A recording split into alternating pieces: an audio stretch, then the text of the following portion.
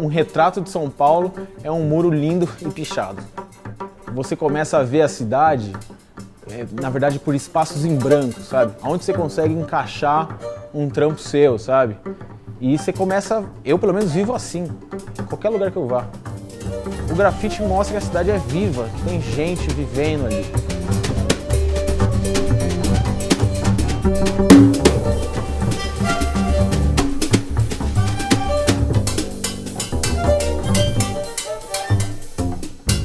Meu nome completo é Paulo Arquias Mendes da Rocha. Meu nome é Lídia Leão Sayeg. Meu nome é Andréia Aparecida Evangelista. Meu nome completo é Semaia Silva Oliveira. Nasci na República Democrática do Congo, especificamente numa província que se chama Norte Kivu. Eu sou natural da Bahia. Sou aqui de São Paulo mesmo. Eu nasci 12 de outubro de 1947 na cidade de Polignano a Mare, na Itália.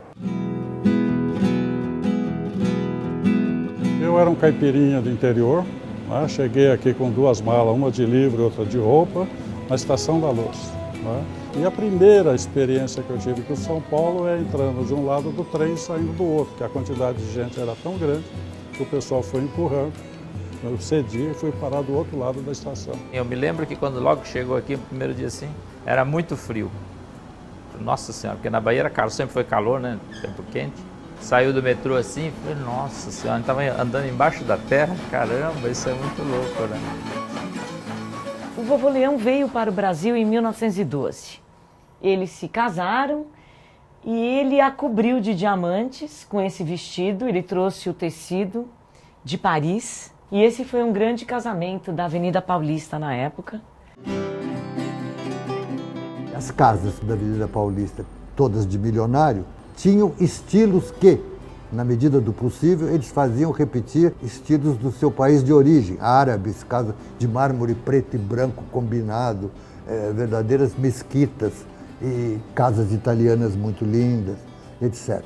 Eu vi se fazer inteira a Avenida Paulista como se surgisse assim na minha frente. Não havia nenhum prédio, nenhum dos edifícios. Eu vi sair um por um os casarões.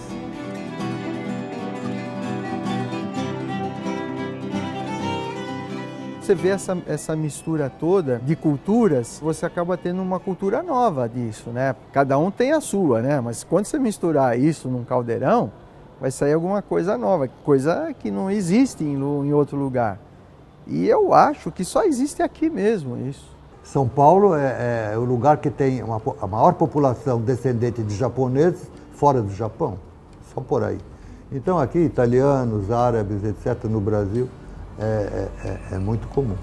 Só tinha japonês, a maioria era japonês aqui na Liberdade, né? E como eu só convivia, eu trabalhava num restaurante japonês, morava dentro do restaurante, tinha um alojamento. Então eu só convivia com os japoneses e até tive que aprender a língua, aprender o nome dos pratos, o que é, como é que é e tal.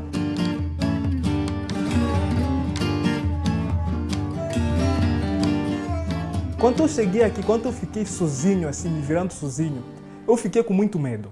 Eu pensava que talvez vou ficar na rua, porque eu percebi que é bem difícil. Cada um na sua, ninguém... Não é como a África, você pode chamar pai, amigo, assim, cara, eu tô com problema assim, uma pessoa te ajuda. Aí eu fiquei com muito medo. A minha infância, assim, foi meio presa, sabe? Meu pai não deixava a gente sair, que morava muito no centro. Ela era muito violenta, era uma esquina assim que umas 2 casas antigas, acho que era um tombamento histórico, e o pessoal invadiu e tinha muita malandragem lá dentro, muita coisa, meu pai não deixava a gente sair de casa. Tinha uns meninos que andavam armados, entendeu? Assaltavam, aí rolava muita droga à noite, nós ficávamos vendo pela janela, mas a gente, né, tinha medo de se identificar. Então a gente não saía de casa, ficava ali acuado. Eu vim de uma época, de uma infância muito feliz. E que todos os vizinhos eram amigos, que os portões ficavam abertos, as portas ficavam abertas, para que um almoçasse na casa do outro. Onde meus pais iam jantar, a minha mãe saía carregada de joia e voltava viva. Eu ia com a minha mãe à feira. A minha mãe ia com um anel de 5 quilates. A feira! Fazia feira! Com brilhante no dedo, era muito bacana. primeira vez que eu experimentei uma cocaína, minha mãe estava enrolando no quarto e ali ela foi para a cozinha para pegar papel alumínio para poder enrolar a droga. E aí eu passei o dedo no prato para saber que gosto que tinha a droga. Minha mãe às vezes saía para trabalhar, deixava embaixo da cama e eu ia lá e experimentava, puxava, chupava o copinho para saber o gosto que tinha, a curiosidade de saber o gosto que tinha. E aí eu fui para a rua ainda cedo, né? Fui para a rua com meus 15 anos de idade, morei em casas assim, que na época a gente chama de casa de funções. É casa onde só tem pessoas que usam droga. Quando nós chegamos aqui devia ter 3, 4 milhões de habitantes. As ruas ali de trás eram campos de futebol. Aqui no entorno ainda tinha terra livre, né, para você brincar. O Parque Dom Pedro, por exemplo, era uma coisa maravilhosa. Hoje, aquilo está degradado. Algumas vezes que eu trazia meu filho aqui, ele falava, pô, pai, mas aqui tem um cheiro horrível. Eu falo, olha, o que é mau cheiro para você, para mim, eu chamo de lembrança. Quando eu sinto um cheiro desse ambiente todo, eu sinto um cheiro da minha infância, um cheiro da minha adolescência.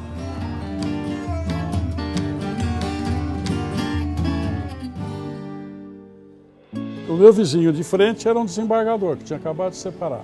E acabamos fazendo amizade de elevador, depois um frequentava a unidade do outro e ele era um grande jogador de xadrez. Eu tinha paixão por xadrez, mas não sabia fazer nada. Tá?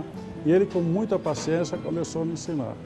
Chegou um momento que a gente era muito ocupado, tanto eu como ele. Conversamos com o zelador, chamava-se Elzo, e olha, queremos deixar a mesa de xadrez no corredor. Foi um monte de dificuldade, mas conseguimos, certo?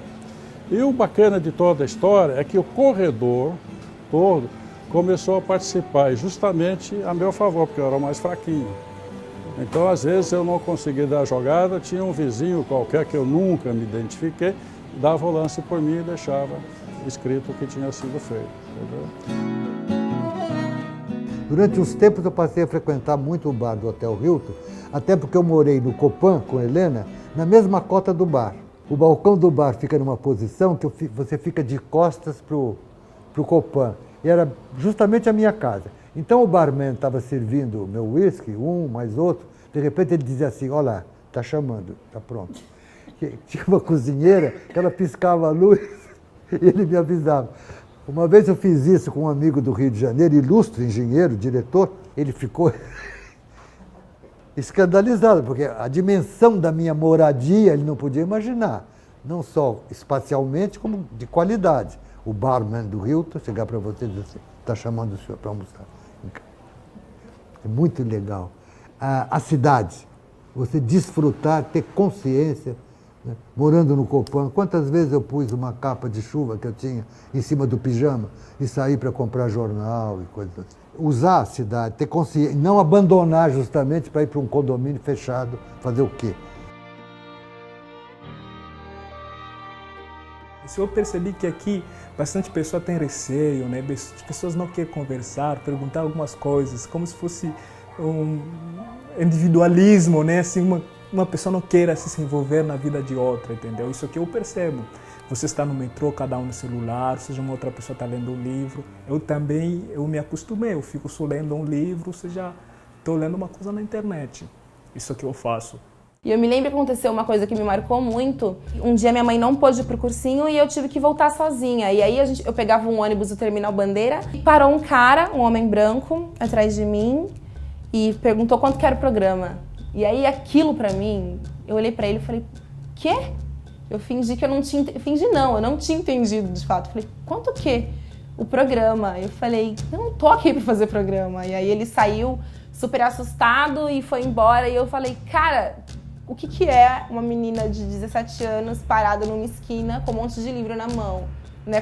Quanta coisa que a gente não tá vulnerável ali. Eu fiquei super mexida. E aí meu pai chegou 5 minutos depois e a gente veio pra casa.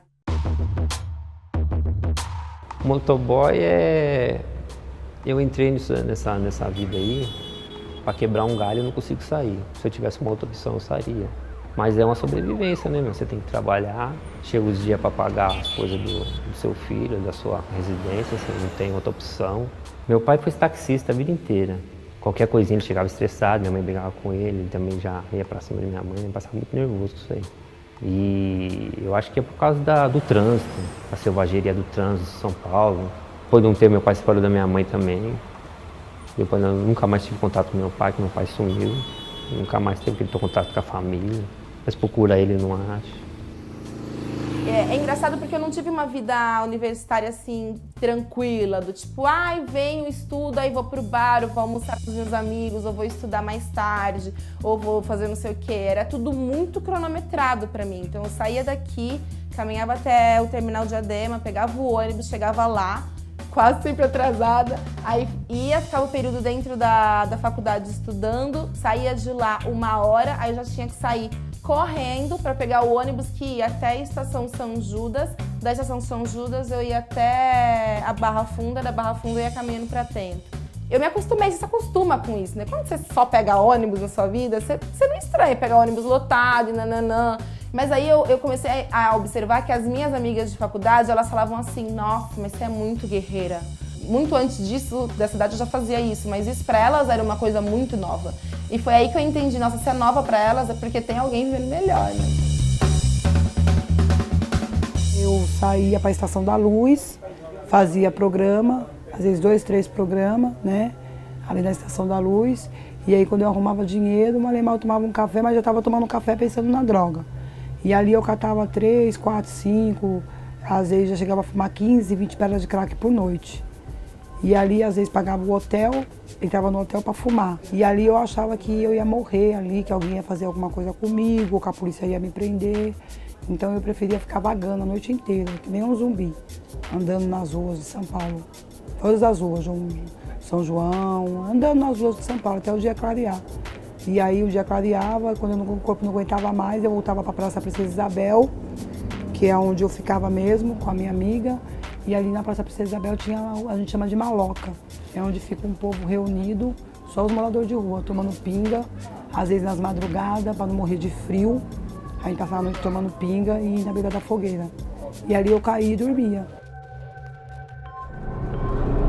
Uma senhora, como se diz, velhota, que morava sozinha, num terreno baldio, viu uma geladeira Consul vermelha, jogada fora. Ela chegou na favela, onde há muito mestre de obra, pedreiro, solidários, e disse que ela queria pôr aquela porta na casa dela. E eles fizeram. Foram lá, adaptaram a fechadura, tudo direitinho. A porta é pequena, você tinha que fazer como em submarino, você passa de um lado para o outro.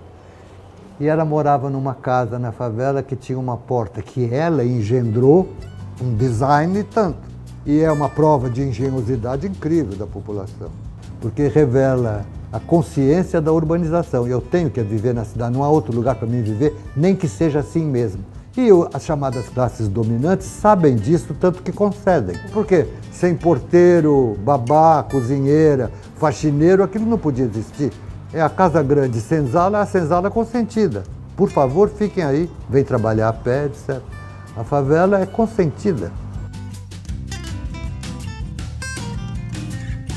São Paulo não é só aquela visão do helicóptero de cima com aquele mar de prédio, entendeu? Você tem o centro, que é um monte de prédio, mas no meio desse lugar tem uma vilinha super antiga, que tem várias casinhas. Eu lembro de São Paulo, quando eu saía para viajar, eu podia ficar 15 dias fora, e você pode fazer isso hoje. Você fica 15 dias fora, quando você volta ela está mudada. Ela não é mais aquela São Paulo de 15 dias atrás que você saiu. Eu amo São Paulo, é onde eu nasci e é onde eu pretendo viver até o fim dos meus dias. Amém?